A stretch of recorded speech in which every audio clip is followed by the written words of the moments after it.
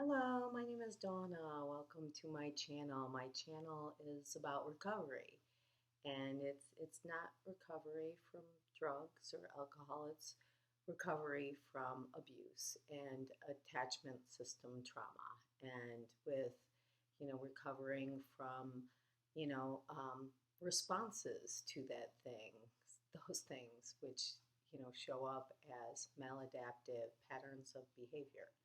And today I want to talk about emotional dysregulation and about complex post traumatic stress disorder and about sort of like I hope to bring some understanding to people that don't struggle with it and hope to bring some peace to people that do. So, one, there is no shame in being diagnosed with complex post traumatic stress disorder. Um, I lived through trauma, and it's a natural response.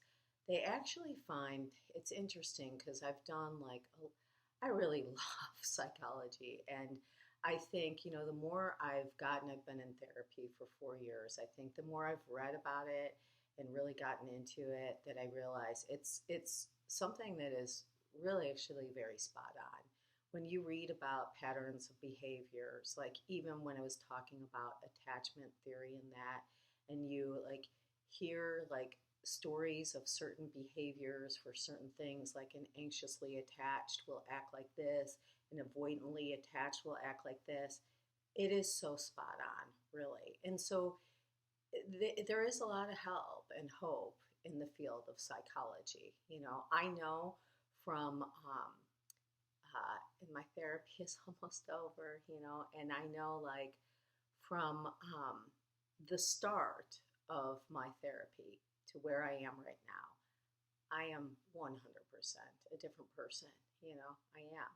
And so there is no shame, in going to therapy. It's actually a healthy thing. And there is no shame in displaying these patterns of behavior after having lived through trauma, severe ongoing abuse. Um, it's naturally what happens to the human mind and body, from these experiences, So, do not shame yourself. And, uh, and so, I like being open and talking about these things because, I want to kind of squash some of these stigmas about mental health, and then also, just bring peace to people that are struggling with you know, these maladaptive patterns of behavior, these symptoms from, what we're left with after what we've lived through. So just bring in some empathy there for you. Sorry, I saw the computer moving. Okay, I want to talk today about emotional dysregulation, which is one of the symptoms, one of the very devastating symptoms of complex post traumatic stress disorder. So, these labels, like the CPTSD, which stands for the complex post traumatic stress disorder, I also have PTSD. The difference is, well, one, PTSD, the flashbacks are more visual, and with complex post traumatic stress disorder, the flashbacks are more emotional. Um, Post traumatic stress is usually from one, like, wow, overwhelming experience, and complex post traumatic stress disorder is from ongoing trauma, which can be maybe not as much of a wow moment as a PTSD, or it could be like a bunch of wow moments, like the nervous system is just overwhelmed. It's like the trauma doesn't go away, and daily being, traumatized and, emotionally abused. And, it takes a toll on a human being, you know. So remember that. Well, you're in a relationship and you say, oh, they don't lay their hands on me.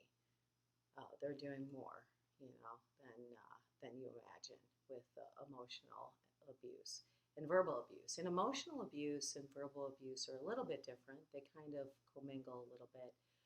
Verbal can be very overt, someone just saying something very overt. Emotional is very, it's insidious. It's something you really feel and you can't really point it out. It's like, oh, they said this, but there's like a tone, and it's usually the context and the time, that they do it. And, there's like this like subtle devaluing and belittling, and, it's just sucking the joy out of you. So emotional abuse, like trust yourself when you're like with someone and you're feeling something inside, it's probably emotional abuse. So, stay alert. Don't dismiss your own body's reactions to someone's behavior. It knows, it knows without you trying to work through it. It does. It knows. It actually knows better than you usually will put some denial in there. It's part of the grieving process. To self-protect, we'll put some denial, like, no, this person's not doing anything wrong. I'm just being paranoid or hypervigilant, which kind of goes with the emotional dysregulation. And then we have self-doubt. So know that when you get emotionally dysregulated, usually your nervous system, it's pinging a past trauma. It's like the emotional flashback. Usually there is actually something happening in your environment that you're getting emotionally dysregulated. Now, the emotional dysregulation gives it a height that is a lot bigger than it should be. And I'm going to tell you sort of biologically why. So when you've lived through complex trauma, we tend to live up in our head, in our thoughts, and we tend to sort of disassociate from our body, which is our feelings. It's kind of like people that go through PTSD, they usually think of someone coming back from war. That's sort of when they first, discovered these, like they could clearly see these patterns of behavior. So, we sort of equate it to someone who's been through a war. Well, when you've been emotionally abused, your feeling state is in your body mostly. And so when you go through complex trauma, your body can feel like a war zone. It's very scary to be in your feels, in your emotions, because they are overwhelming. Think about this, like someone that's never, I'm thinking of that movie, I think it was Meet Joe Black with Brad Pitt. I think that's what it was called. Like how he had never experienced, I think he was the Grim Reaper, and he like became human. And when he would experience anything human, he would be like, oh my God, this is amazing. Like like throughout the movie, he would eat peanut butter, and he was like, to anyone else that can easily eat peanut butter, it's like no big deal. Like, oh, it's peanut butter, it's good or whatever. But for him, it was intense. Like, oh my God, this is so good. So it's the intensity when you like do something for the first time, or someone that like eats ice cream for the first time. It's like we become desensitized to things once we experience them more. You get what I'm getting at? So when you live up in your head from the complex trauma, because you're very much always trying to figure out the next move, that's that hypervigilance. Like, I need to protect myself. I don't want this to happen to me again. And this is natural processes. We're not like realizing we do this. We do this instinctively, naturally. It's self-protective. So we're in our head trying to figure everything out. It's so taxing too. It causes anxiety, like we don't realize this. We're like trying to figure everything out. And that's why a lot of people that live through trauma end up becoming addicts, because the overwhelm, like I've never taken that path. I mean, I've became addicted to love. That's its own dopamine, induction, to feel good. But, you can imagine it's like being hypervigilant in your head and trying to mind read every single person and trying to figure everyone out and everything out. It's debilitating. It causes anxiety, but yet it's a natural process that the brain starts doing after it's lived through trauma. It has memories and it wants to protect. So anyhow, So you're living up here, and when your emotions get pinged, especially this is where we come back to attachment theory, because we have a fractured attachment system from, relational trauma. And, I fall into the anxiously attached category.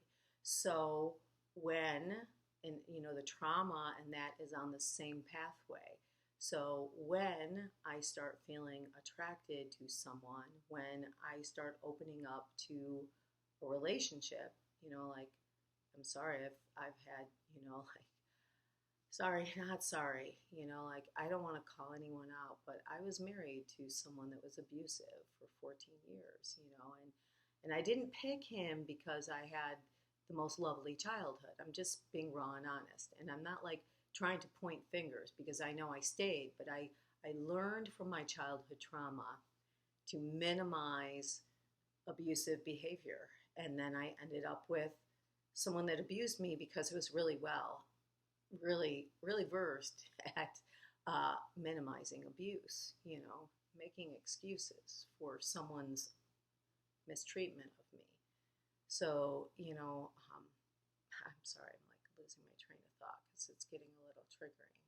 I'm trying to be open and share, and I don't want anyone to, think I'm being bitter and, like misconstruing my words or saying it takes two to tango and all this. It doesn't take two to tango when someone's abusing someone else. That's just fucking wrong, okay? I didn't deserve to be treated the way I was treated. I didn't do anything to deserve that. What I did was stay. That was my unhealthy behavior. That was. That I put up with that. That was wrong, And I modeled that for my daughters, that we stay no matter how we get treated. And that's fucked up, So I'm modeling different behavior for them now. Anyways, so when our attachment system gets activated, when we meet someone and it opens up that pathway where you start to bond to someone, it's really unfair because my trauma is right there, So it activates that, you know. And then when we come into our bodies, because that's what happens when we're attracted, we get into our feelings, and it's scary to be in here. It's scary to be in here. This is my battlefield. This is my war zone. It's scary to be in here in my feelings. They're terrifying. So, okay, back to like the emotional dysregulation. So like just opening up to having a relationship is triggering. That triggers that attachment system. And then so the emotional dysregulation is, okay, so that's where I want to pull it together. When it's like eating the peanut butter for the first time, when you're used to disconnecting from your feelings in your body, and then that pathway opens up, you get overwhelmed, If you've never felt a feeling, or you usually don't feel feelings, and this doesn't mean being non-empathetic in that. It means really just feeling your own body's sensations, It doesn't mean we're assholes and we, don't have empathy and don't feel for other people. It means feeling our own system, like having that turned on, having that activated, because we live up here, we disconnect from that because that's the trauma, and this is the reasoning, the logic, the protector, like I'm gonna intuit every situation, I'm gonna mind read everyone. We get really fucking good at it too. We do. We notice we notice a little look in the eyes. We notice a little thing in the face. We become extremely intuitive at reading people because we live here, and then when we feel an emotion, it is overwhelming, and what we also have to realize as someone that lives with complex trauma and that has these heightened emotions, these heightened sensations that not everyone feels like that. So that's where a lot of confusion comes in, a lot of fighting, a lot of misunderstanding. Because when you have someone that has complex trauma and they feel things at this intensity, and also it's not just feeling fearful things, it's any feelings, it's feeling love. When we start feeling attraction, we feel love at the deepest core, you know? Like you could almost say it's a gift if you could learn how to regulate it and harness it and feel the depths of those feelings without getting dysregulated. You know, it's a hard practice because I'm telling you, we feel intensely. Every feeling is, imagine I'm talking to someone that doesn't have complex trauma right now. Imagine go into remembering the most intense feeling you've ever had. Just try to picture it. You know, it can be a happy moment or a sad moment, just the most intense, like the most intense loss, the death of someone, or the most intense win, like winning first place in a race. Like any of those intense emotions, now multiply that times 1,000. That's what we feel like with every emotion. That's why we disconnect, because it's overwhelming, you know. But when we are in those feelings, that's why you can see people with complex trauma that are like, you know, we can lash out, you know, because we're overwhelmed. Now, what we have to realize as someone with complex trauma is when we feel love and someone feels love, they're not feeling it at the depth that we do. Our trauma has opened up that pathway that we feel very deeply, you know. When we feel upset about something and we think the world is ending, they think, meh, that sucks. You know, they're not being cruel to us. They're not. Because that's another thing too. We can like really personalize, like, I'm feeling all of this. They have to be feeling this too. They're not. They're not. You have those intense feelings from the trauma, you know. They're not feeling those things. They're not trying to be mean. Their nervous system isn't torn open like yours. And I'm, again, not trying to shame. There's a beauty in it, you know. There is a beauty in it. There's a beauty in being able to feel love to that depth. There's a beauty even to be able to feel fear to that depth if you can, like, relate to it differently. Like, I've tried telling other people with trauma, like, even the word fear we're afraid of. Like, if we could feel fear without like all of our mind attachment to what fear means, we can see that it's kind of exhilarating, you know, like it's just learning to relate to the emotions differently, you know. I've told a story before many times about sadness, and it was like the first time that I realized, like, if I could relate to these emotions differently without all the learned attachment, you know, and all of that fear, you know, different way of using the word fear, but like that resistance, I guess I should say, the resistance of the emotions, like being able to go into the emotional body and feel the intensity without getting that emotional dysregulation. And emotional dysregulation that's complete overwhelm. That's where you feel the intensity of the emotion and you just disconnect. There's nothing you can do. You go directly into primal mind.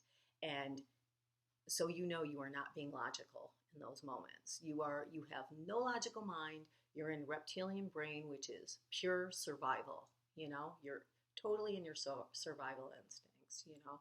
And it sucks. This is what trauma did. It pings that, you go into survival instinct, into the fight or flight, freeze or fawn. But emotional dysregulation, it's overwhelming on the nervous system. And so your reactions are intense and your logic is gone during those moments. But when you start to feel, if you can start coming back into your body and you can start to feel the intensity of your vessel, because your vessel has it's lived through trauma, so it's been torn open. So, they even say the amygdala, the part of the brain that feels emotions, it's got like a tear in it. It's overactive when we live through trauma.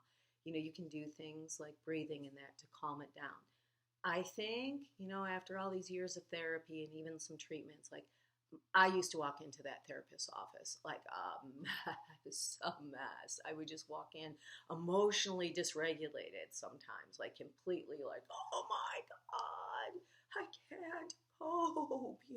Like everyone's doing this and that and this and that and this and that, and this is going on and that's going on. And God, I love her so much. She's actually retiring, but I'm like almost done with my program thing, or she's going to a different practice. Anyways, love her, appreciate her, like so grateful that I found her. So, anyways, like even this, like I told her, like I feel so intensely, like, and she's taught me how to look at things differently. Like I literally, I'm one of those people that will cry at a sunset, and I'm like, and sometimes when I tell her about happy, joyful things in my life, I bawl my eyes out. I'm like, I'm so happy this is happening. And I'm like, why am I like this? Why am I crying like this? And she's like, it's okay. Tears of joy. It's just, I think I have to accept that as much as I can re-regulate my nervous system, and I started running 18 miles a day, I started meditating hours and hours a day, and while I did become pretty zen, I will say that this vessel is like this now. I don't know like how much I can truly repair it, like I know there is neuroplasticity. You can have different views of thing and you can calm the nervous system, but I think that I'm always going to feel a little more intensely than if I hadn't lived through trauma. But I'm going to accept that gift. And so I just want to teach real quick, and it's 22 minutes and then end, about like how to feel into your body again, when you've lived through trauma, to feel into your body again and to allow the emotions to come in, your own, because we feel other people's all the time. It's part of, living here and intuiting everyone else. We feel their emotions. We don't feel our own, though. We don't. In honesty, we don't. We think we're so emotional, and we are. We're feeling other people's emotions. We look at them and we can see their face and their body language, and we intuit what they're feeling, and we feel it. We don't feel what we're feeling. So you need to come back in to yourself and start feeling what you feel. But change your opinion on your feelings, and so you don't get dysregulated that way. So I'll tell the story about the sadness and then I'll end it. But you can do this with any emotion. With fear, like I said, you can look at it differently. Like, whoa, this is a rush. This is excitement. This is my blood's pumping. I'm like, like this is exhilarating. You know what I mean? And love, you can think of it as like, I don't need to reach out to anyone else. This is just my own internal feeling. This is beautiful. Oh my God. I feel so connected. I feel this rush of just beauty, and everything's brighter and nothing matters, and I have this intense feeling, just feel into your own feelings. So I did this with sadness, and this was sort of my epiphany on how to feel my intense emotions without taking myself into a tailspin, which is called emotional dysregulation, that we naturally feel because emotions are intense, especially when you've lived through emotional trauma. So I was folding laundry one day and sadness came over me. I don't remember even specifically thinking of anything. I think it was just an internal body feeling. I think I was relaxed actually, and I let go of so much of the mind, and I was feeling my body, and I felt sadness, And I was folding the laundry, and I thought, oh, that's weird. I feel sad. I'm not really thinking about anything. And again, I think it's Peter Levine. There's a lot of stuff on somatic, that we hold trauma in our body, not just in our memories and our mind. There's Gobi. So I think it was just an emotion, a sadness that at some point I probably resisted, and I had relaxed, and it came up for processing. And I stopped folding the laundry, and I just sat down, and I was like, well, hello, sadness. No resistance. I just felt it. And I'm like, so this is sadness, huh? And instead of like trying to do like coping or healing, like, oh, I'm going to go meditate, I'm going to go take a bath, I'm going to take a run, I'm going to change this feeling, I just felt it with acceptance, without resistance. And it was so beautiful. So I just sat there with it, like, hello, sadness. Tell me what you want, tell me how you feel. And it was, sorry, he's crying. Come here, Gobi. Come here, baby. I'm going to end. But it was like, instead of like labeling it as something to resist, and instead of fighting it, I just felt it. And I noticed how everything looked really delicate and fragile. Sadness made everything really delicate. It was sort of really beautiful when I looked at it without so much of attachment of what it means. Don't be sad. You must be happy. No, I just felt the sadness. He's being weird and scratching the couch. And it was beautiful. Like I said, everything was so delicate. Everything just looked so delicate. Everything looked so different and beautiful. It was a different feeling. And I sat there with it, and I felt it, and I noticed how it felt, and it quickly dissipated. It went away faster than it would if I had ran. He's knocking everything down. Now stop.